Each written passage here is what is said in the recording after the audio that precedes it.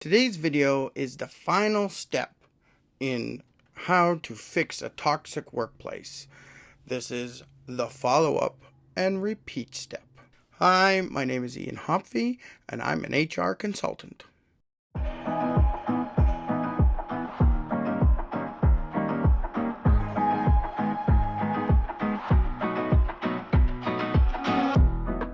This is the fifth video in my series on how to fix a toxic workplace, although this is the fourth and final step in that process. So step 4 is probably the most boring: follow up and repeat. Now this is going to happen in 3 to 6 months. You've already gone through the previous process where you analyzed and planned, and you've been following through with the plan to fix your work environment. Now you need to find out what has changed. Did you improve anything? Did something else get worse? You need to take more time to find this out. With all organizations, they're all different. I can't tell you exactly what's going to change or how it will change. Your organization is unique. So you need to basically go back to step 1. Do another employee engagement survey. If you can, keep the exact same questions until you've done this repeat process a couple more times. I would say next year, maybe you want to edit your questions to try to dig a little deeper based on your situation. But try to keep the questions the same if possible, because you can compare what answers were last time to answers this time. Now this goes for the management review survey also. You're going to redo this one because at the same time you want your employees to tell you how the organization as a whole are doing, but you also want to find out if your management has improved. The same thing.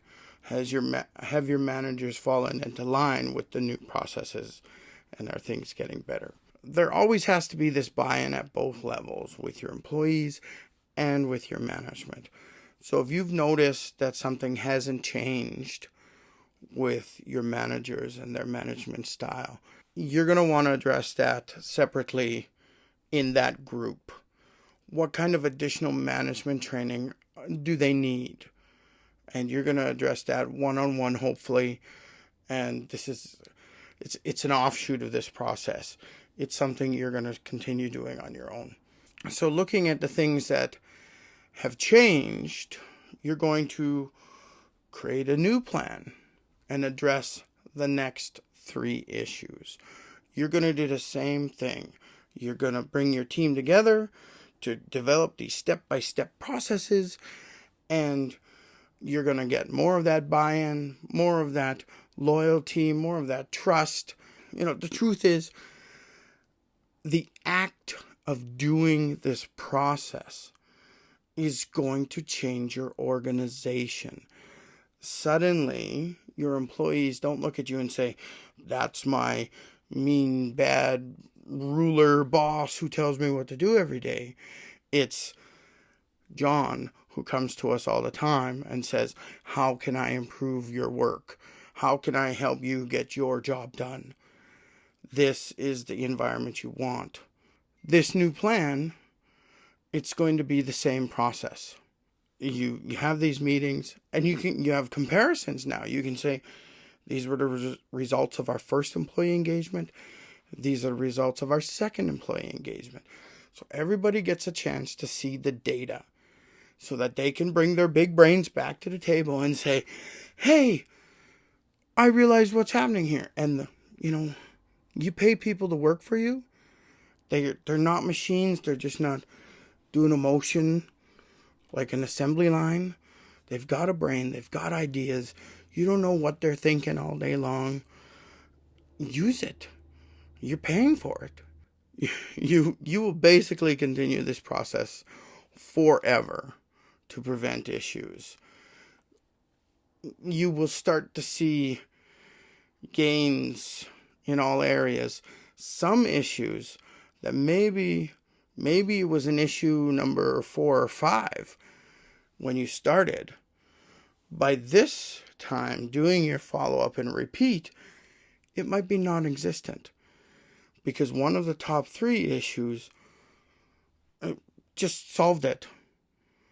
Because if there was an angry employee and you realize, oh, employees are angry, but that's number 4, we're not dealing with that right now. Suddenly this process solves number 4 by itself, right? Maybe number 1 was we pay everyone an extra $1 an hour. Well, that solves the angry employee issue that was in number 4. So you never know what issue is going to rise to the top every time you do this.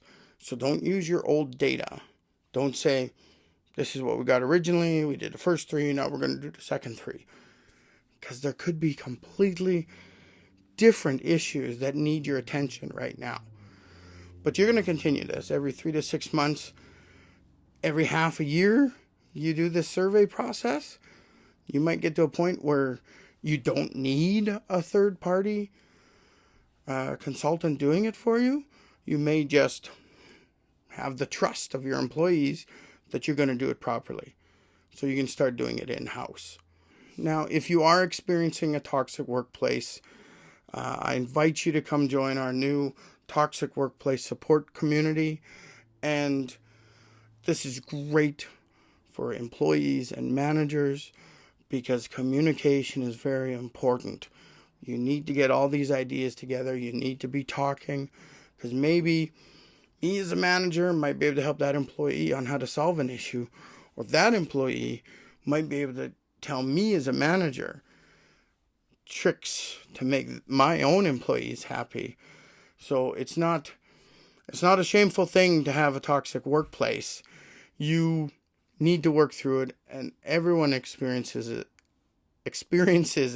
at some level. So come join us. There's lots of courses, how to be a good manager. There's lots of courses on Indigenous EDI because I'm Indigenous, and I have found toxic workplaces based on my race. If you got this far, as always, I thank you. Please like, subscribe, and comment below if you have any follow-up questions. Thanks. Have a good day.